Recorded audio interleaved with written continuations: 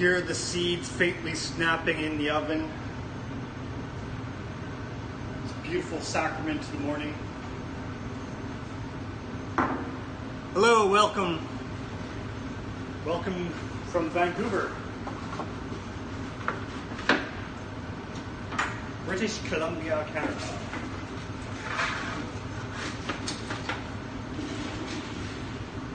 Those aren't ready yet. Need to turn my flame up now, do you think?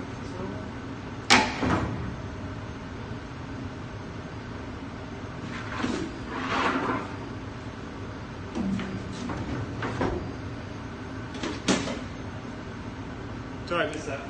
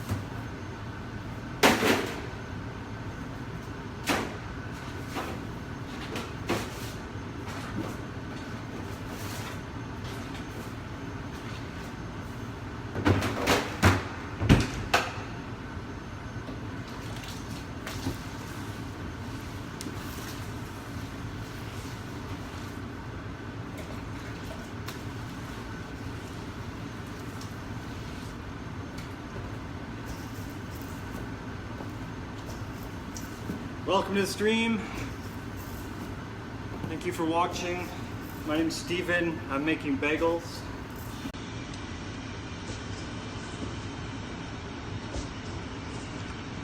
It's boiling water. And there's about 3/4 of a liter of honey added to the water.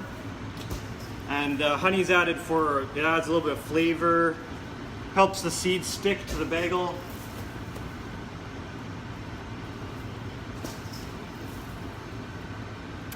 Yeah, it's a big boiling pot of water. It's a boiling pot of water.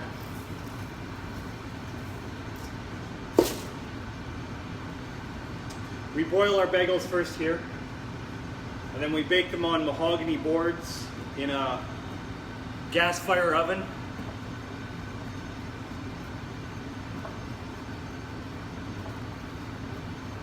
So this sesame seed bagel, it's going to get a lot bigger than this once it goes through the oven. Oh, it's one, okay.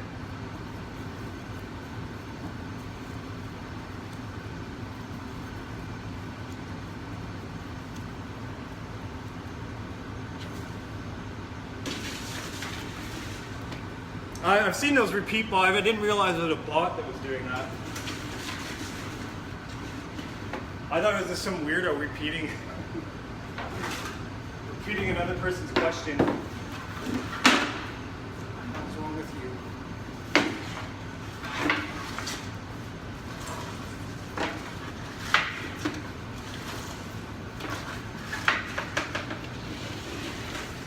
Those are half baked. Okay, you go.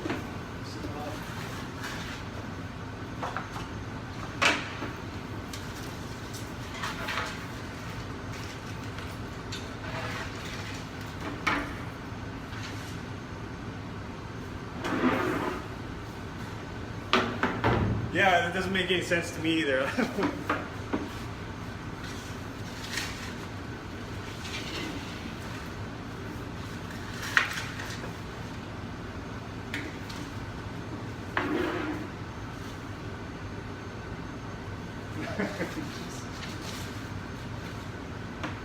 Oh god, troll.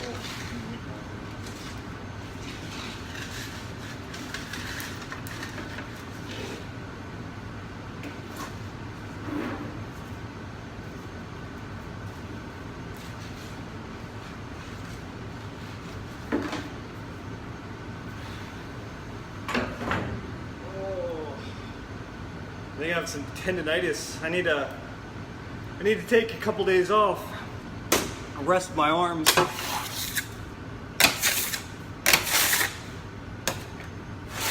Burn them, thing.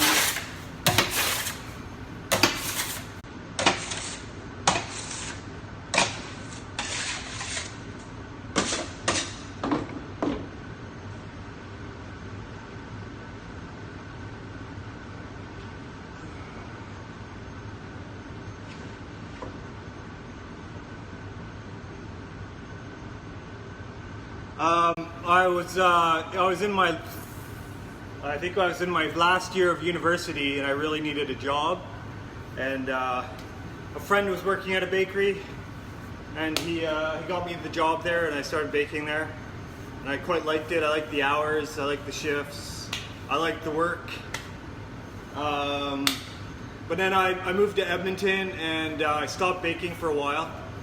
And I worked for an online grocery store called The Organic Box for about 2 years. And I decided I didn't want to live in Edmonton anymore, and I moved here. And I needed a job, and there was this job, and I found it, and it was good. I stayed ever since then.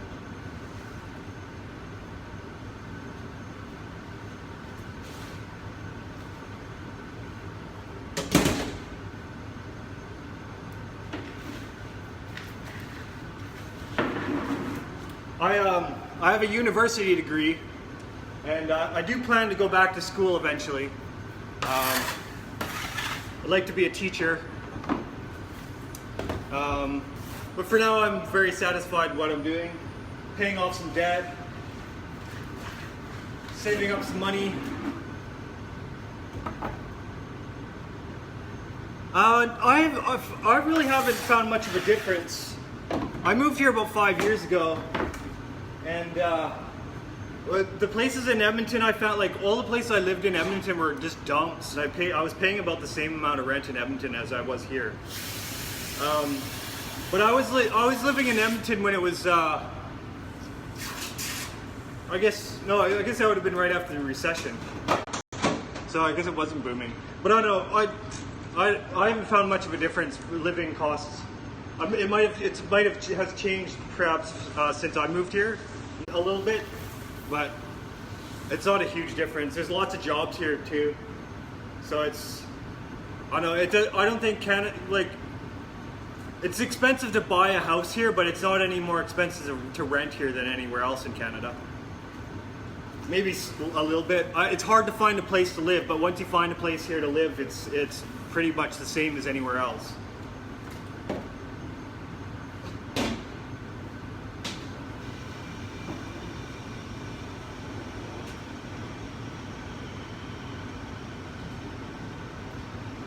The problem is we don't have a lot of housing here in Vancouver. There's a lot of people, moving here that live here, and so it's hard to find a place to live that's affordable in an accessible neighborhood. Like, it's for somebody that's young and just starting out, it's really hard.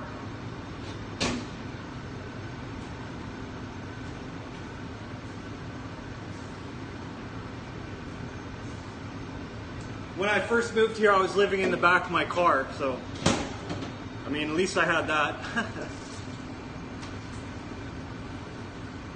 I moved out here. I didn't have a place to stay, so I slept in my car for a week, and I searched for a place to live. Found a place that was decent, affordable, exceptionally small, but I don't know.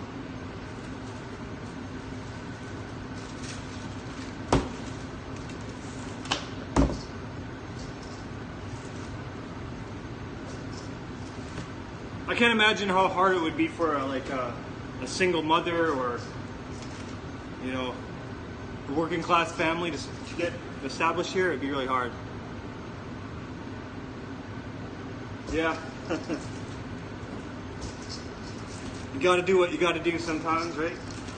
I don't mind living rough a little while. Living rough. I guess it's not even living rough. I was living in a car, right? Living rough would be on the street. Fortunately, I've never had to live that roughly.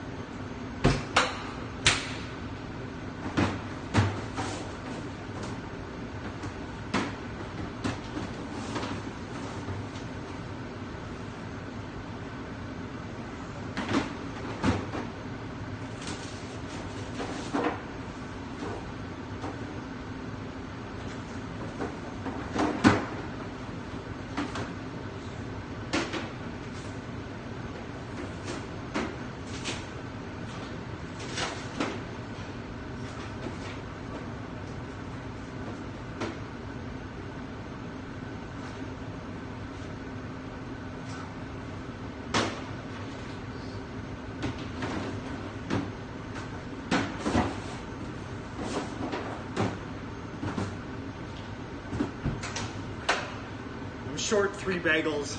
I'm gonna go run to the freezer here.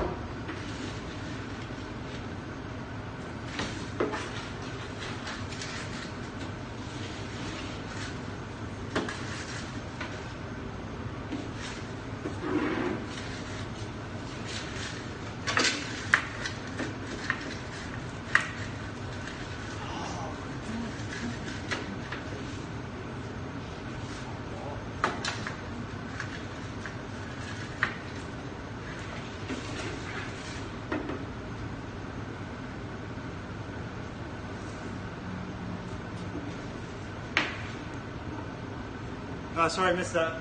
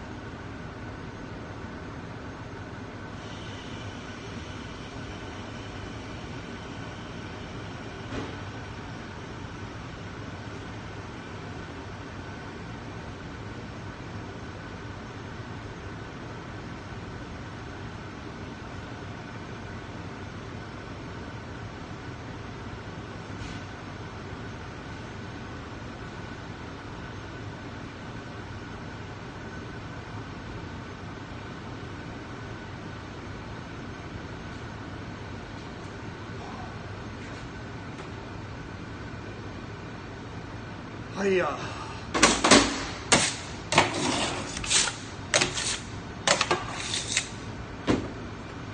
Hamlin towns in Brunswick by famous Hanover City.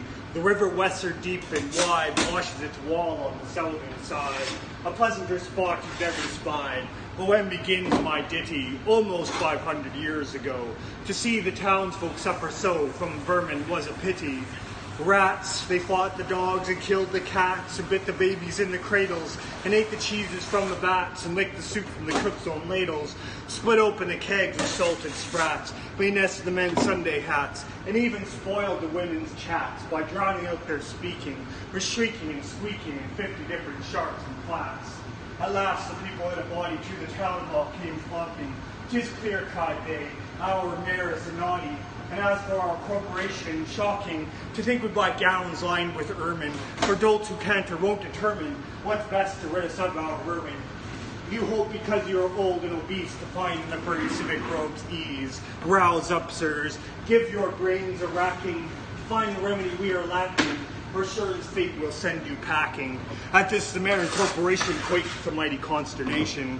An hour they sat in council. At length the mayor broke silence. For a gilder eyed my ermine gown Sal. I wish I were a mile hence. It's easy to bid one rack one's brain. I'm sure my poor head aches again. I scratch it so, but all in vain. Oh, for a trap, a trap, a trap.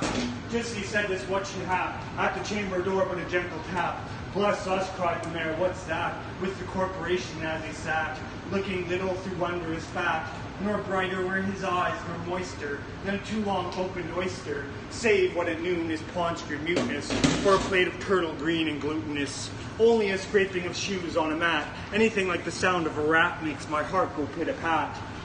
Come in, cried the mayor, looking bigger, and in did come the strangest figure. His long queer coat from heel to head was half yellow and half red, and he himself was tall and thin, with sharp blue eyes each like a pin, and light loose hair and swarthy skin, nor tuft of hair on cheek nor beard on chin, but lips where a smile went out and in. There was no guessing his kith or kin, and nobody could enough admire this tall man in his quaint attire. Quoth one, it's as my great-grandsire, starting up at the trump of doom's tone, had walked this way from his painted tombstone.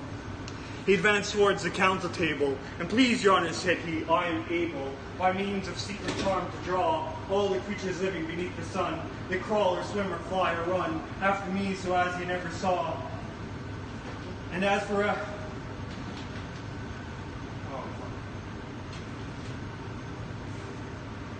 I lost my place. Into the street the piper stepped, smiling for his little smile, as if he knew what magic slept in his quiet pipe a while. Like a musical adept to blow his pipe, his lips he wrinkled, in green and blue his sharp eyes twinkled, like a candle flame where salt is sprinkled.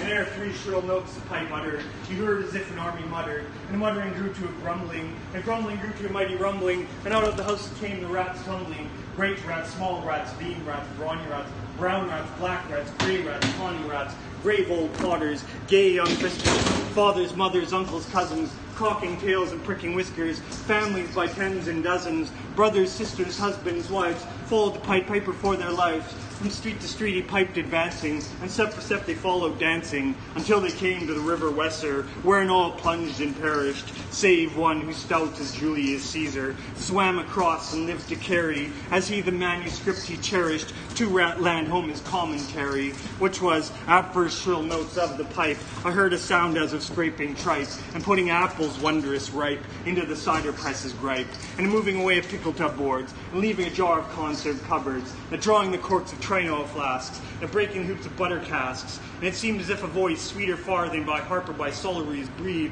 called out, "Oh, rats, rejoice! The world has grown to a vast bright saltery. So munch on, crunch on, take your nunch on, breakfast, supper, dinner, lunch on, and just a bulky sugar punch on, already stays like a great sun shone. Gracious scarce an inch before me, just as we thought it said come for me, I found the Weser rolling over me. You should have heard the Hamlin people ring the bells so they'd rock the steeple. Go, cried the man, get long poles, poke out the nest and block up the holes, consult with carpenters and builders, and leave in our town not even a trace of the rats, when suddenly up the face of the pipe of perfect in the marketplace. The first, if you please, my 1,000 guilders. 1,000 guilders. The mayor looked blue, so did the corporation too, for council dinners made rare havoc with Claret, Moselle, Bing de Gras, off, and half a dozen woolly French, they sell his biggest butter Greenwich, to pay this sum to a wondering fellow, with gypsy coat of red and yellow. Besides, quoth the mayor with a knowing wink, our business was done at the river's brink. We saw with our eyes the vermin sink, and with the dead can't come to life, I think. So, friend, we're not folks to shrink from our duty of giving you something to drink, and a matter of money to put in your poke. But as for the guilders, what we spoke of them, as you well know, was a joke. Besides, the losses have made us thrifty. 1,000 guilders, come, take 50. The piper's face fell and he cried, no trifling, I can't wait inside. I promise a visit by dinner time, Baghdad, and accept the prime of the head cook's pottage. All he's rich in, for having left in the caliph's kitchen, of a nest of scorpions no survivor. With him I prove no bargain driver. With you don't think I'll bait a stiver. And folks put me in a passion, they find me pipe after another passion. How, cried the mayor, do you think I broke, being worse treated than a cook, insulted by a rival, with idle pipe and vesture piebald? Threaten us, fellow, do your worst, blow your pipe there till you burst. My lord stepped into the street, and to his lips again laid his long pipe of smooth straight cane. And ere he blew 3 notes, such sweet soft notes as yet musicians cunning never gave the enraptured air. There was a rustling that seemed like a bustling of merry crowds adjusting, at pitching and hustling. Small feet were pattering, wooden shoes clattering, little hands clapping, little tongues chattering, like foals in a farmyard when barley is scattering. Out came the children running, all the little boys and girls, with rosy cheeks and flax and curls, and sparkling eyes and teeth like pearls, tripping and skipping around merrily after. Wonderful music with shouting and laughter. The mayor was dumb and the council stood, as if they're chained to the blocks of wood, unable to move a step of pride, to the children merrily skipping by, could only follow with an eye that joyous crowd at the piper's back, and how the mayor was on the rack, and the wretched council's bosom beat, as the piper turned from the high street, to where the west rolled its waters, right the way of their sons and daughters, how it returned from south to west, into Copperberg Hill the steps addressed, and after him the children dressed, and after him the children followed. And after him the children followed. Oh fuck, I keep on following. The mayor was dumb and the council stood, as if they changed the blocks of wood, unable to move a step or cry, to the children merrily skipping by, could only follow with an eye that joyous crowd at the piper's back, and how the mayor was on the rack, and the wretched council's bosom beat, as the piper turned from the high street, to where the west rolled its waters, right in the way of their sons and daughters, how it returned from south to west, and to Copperberg Hill his steps addressed, and after him the children pressed. Great was the joy in every breast. He never crossed the mighty top. He's forced to let the piping draw, and we shall see our children stop. When lo, they reached the mountainside, the wondrous portal opened wide, as if a cavern was suddenly hollowed. The piper advanced, and the children followed. And when all were in to the very last, the door in the mountainside shut fast. Did I say all? No one was lame, and could not dance the whole of the way. And in after years, if you blame his sadness, he was used to say, it is dull in our town since my playmates left. I can't forget that I'm bereft of all the pleasant sights they see, which the pipe rolls upon his knee. Before he led us, he said, to a joyous land, joining the town in just at hand, where waters gushed and fruit trees grew, and flowers before the fairer hue, and everything was strange and new. The sparrows, bird, and peacock here, and your dogs outran our fellow deer, and honeybees had lost their stings, and horses were born with eagle's wings. And just as I became assured, my lame folk be speedily cured. The music stopped, and I stood still, and found myself outside the hill, left behind against my will, to go limping as before, and never hear of that country more. Alas, alas, for Hamlin, there came to many a burgher's pate a text which says at heaven's gate, opes to the rich at his easy rate, as a needle's eye takes a camel. The mayor said east, west, north, and south, to offer the piper by word of mouth, wherever was men's lot to find him, silver and gold to his heart's content, if only he'd return the way he went, and bring the children behind him. But when they saw it was lost endeavor, and piper and dancers were gone forever, the mage decreed that lawyers never should think their records dated duly, if after the day of the month and year, these words do not as well appear. And so long after what happened here, on the 22nd of July, 1376, the better in memory to fix the place of the children's last retreat, they called it the Pied Piper Street. Were anyone playing pipe or tabor, was sure for his future lose his labor, who suffered the history of their tavern, shocked with mirth the streets so solemn, and opposite the place of the cavern, they wrote the story on a column, and on great church window painted, the same to make the world acquainted, how their children were stolen away, and there it stands this very day. And I must not admit to say, in Transylvania there is a tribe of alien people who ascribe the way and dress of which their neighbors lay such stress, to their fathers and mothers having risen out of some subterranean prison into which they were trepanned a long time ago in a mighty band out of Hamlin towns in Brunswick land, but how or why they don't understand. So, Lily, let me and you be wipers of scores out with all men, especially pipers. And if they should pipe us free from rats or from mice, if we promise them aught, let us keep our promise.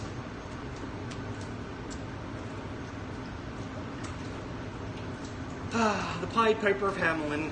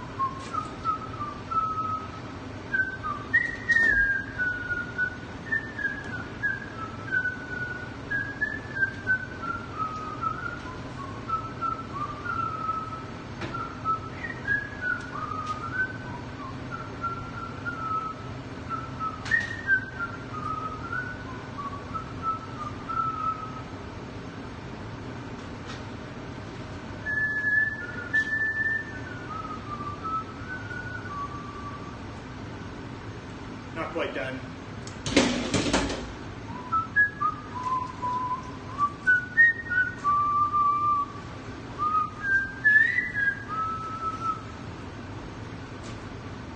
So we got three batches in the oven, one in the pot, and one in the crate. It's a good start for the morning.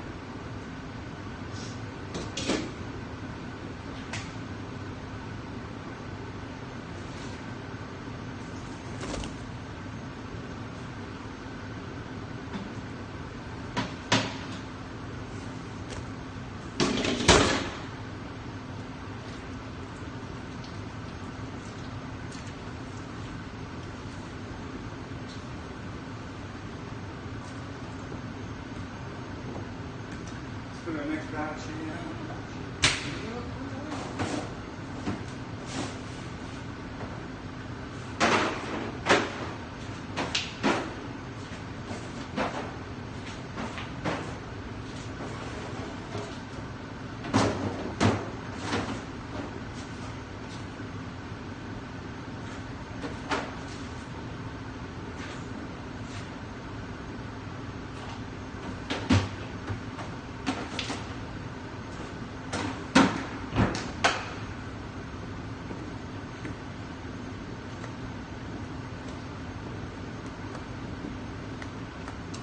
These are cinnamon bagels.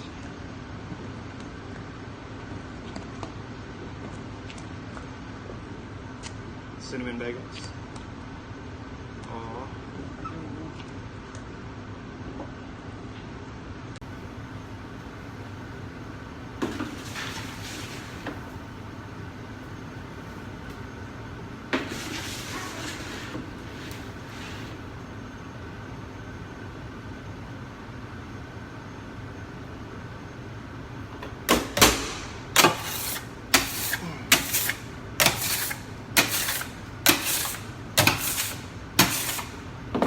I kept on forgetting my lines in the Pied Piper Hamlet. I think I was going too fast. Need to slow it down a bit. Control my pace. My first thought was he lied in every word, that hoary cripple with malicious eye, askance to watch the working of his lie on mine, and mouth scarce able to afford suppression of the glee that pursed and stored its edge at one more victim gained thereby. What else should he be set for with his staff? What saved to waylay with his lies and snare all travelers who might find him posted there? And as the road, I guess what skull like laugh would break, what crutch can write my epitaph for pastime in the dusty thoroughfare. If at his counsel I should turn aside into ominous track which all agree hides the dark tower, yet acquiescingly I did turn as he pointed, neither pride nor hope rekindling at the end descried, so much as gladness some end might be. For what with my whole world wide wondering, what with my search drawn out through years, my hope dwindled into a ghost not fit to cope with that obstreperous joy success would bring. I hardly tried now to rebuke the spring, finding failure in my scope. As a sick man very near to death seems dead indeed, who feels begin and end the tears, and takes the farewell of each friend, and hears one bid the other go, draw breath freely outside, since all is over he saith, and the blow fallen no grieving can amend. While some discuss if near other graves be room enough for this, and when a day suits best for carrying the corpse away, with careboat banners, scarfs, and staves, and still the man hears all and only craves, he may not shame such tender love and stay. Thus I had for so long suffered in this quest, heard failure prophesied so oft been writ, so many times among the band to wit.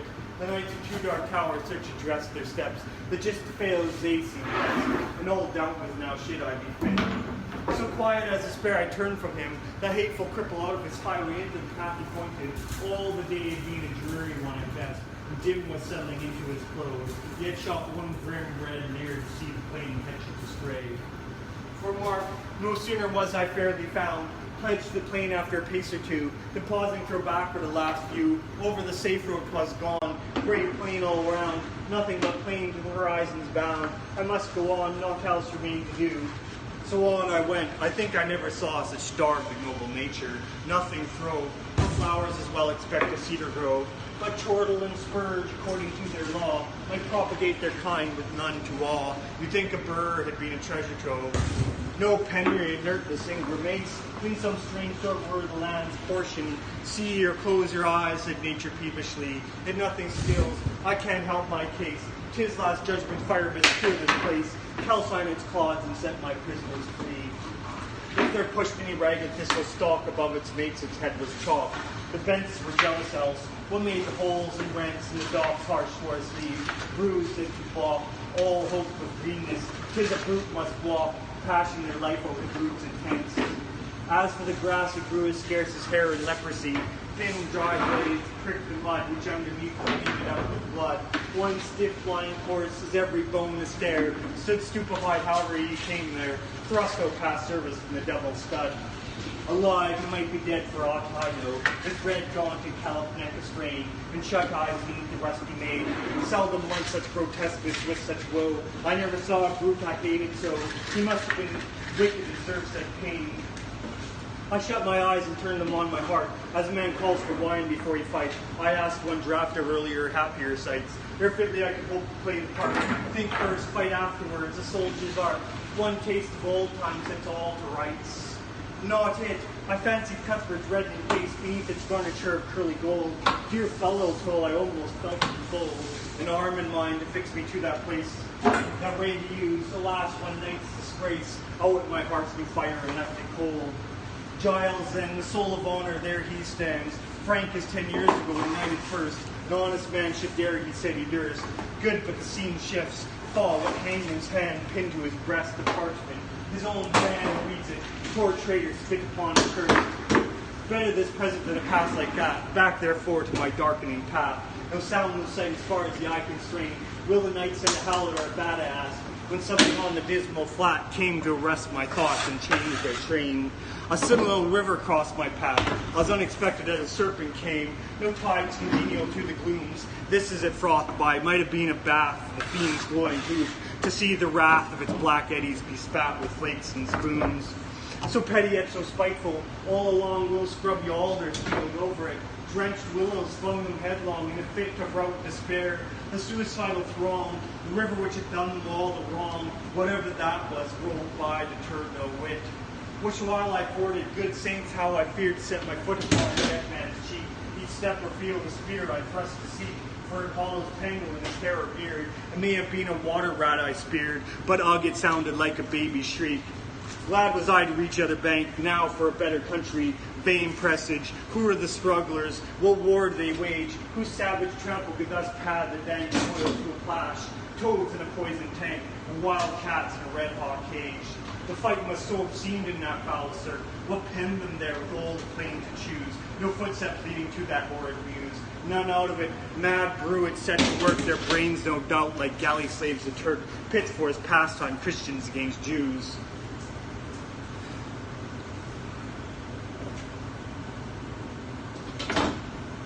And a furlong on why there, what bad use was that engine for that wheel?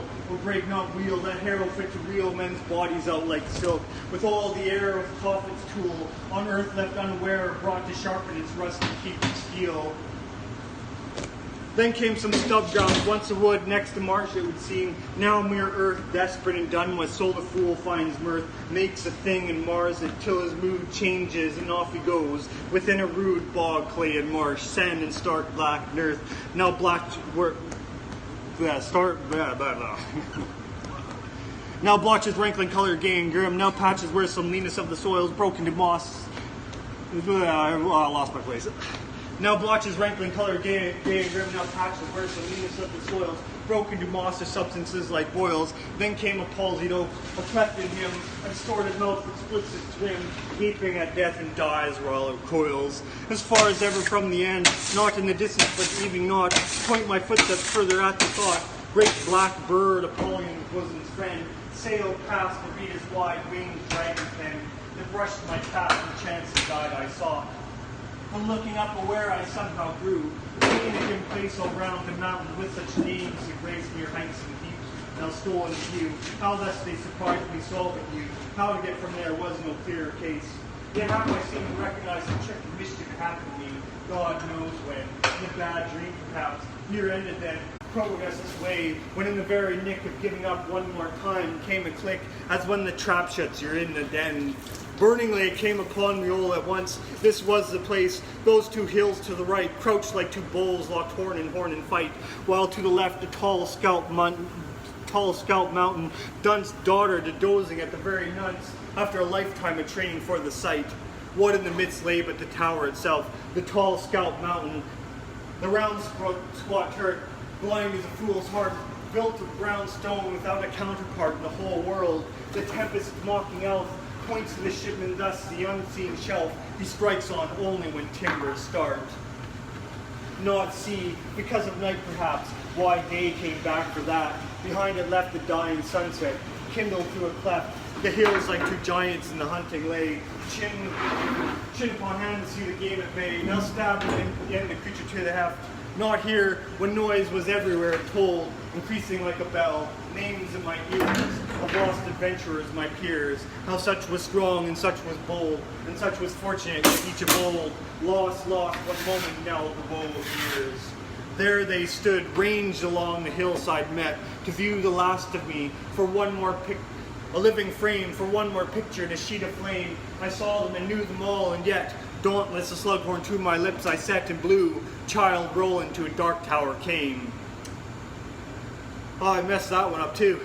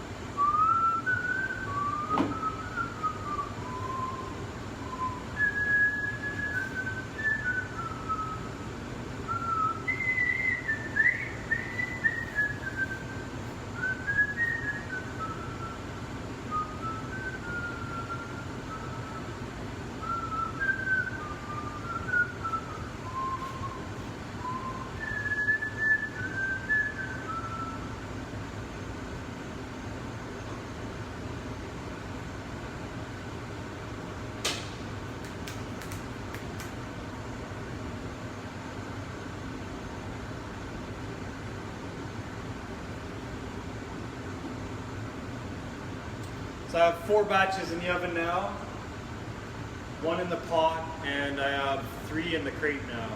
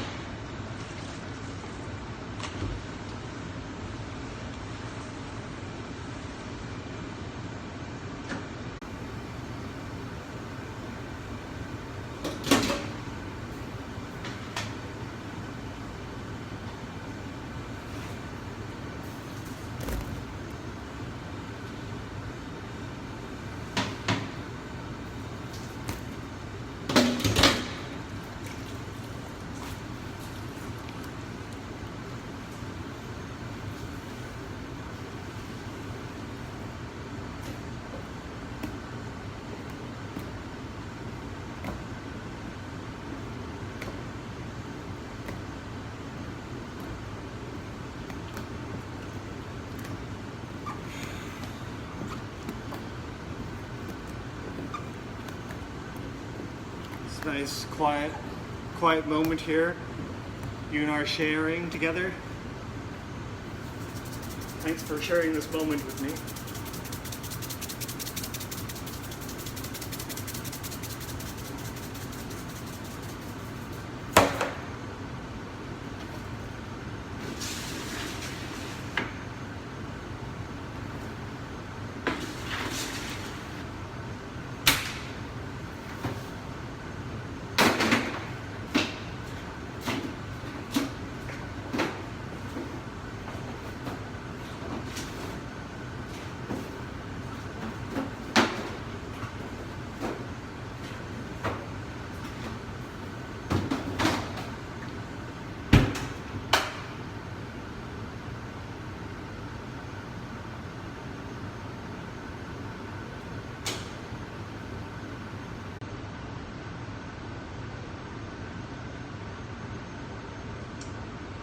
Morning, welcome to the show. Thanks for the thumbs up.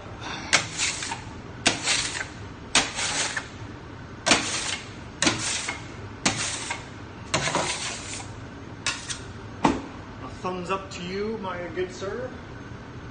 A little bit down, whatever you want.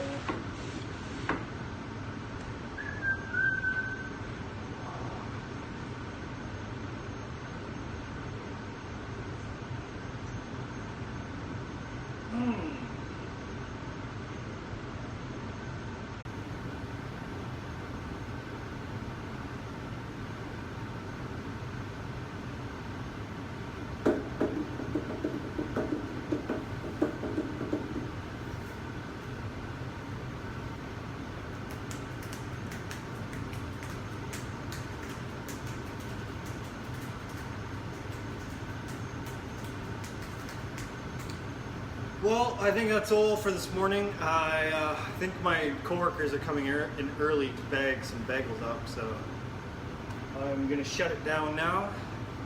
Thanks for watching. I'll be back on Friday morning, I think, unless something catastrophic occurs and I'm not able to stream. Or maybe I just don't feel like it, whatever. You will not know the difference. Anyways, thanks for watching. Have a great morning. Have an excellent morning.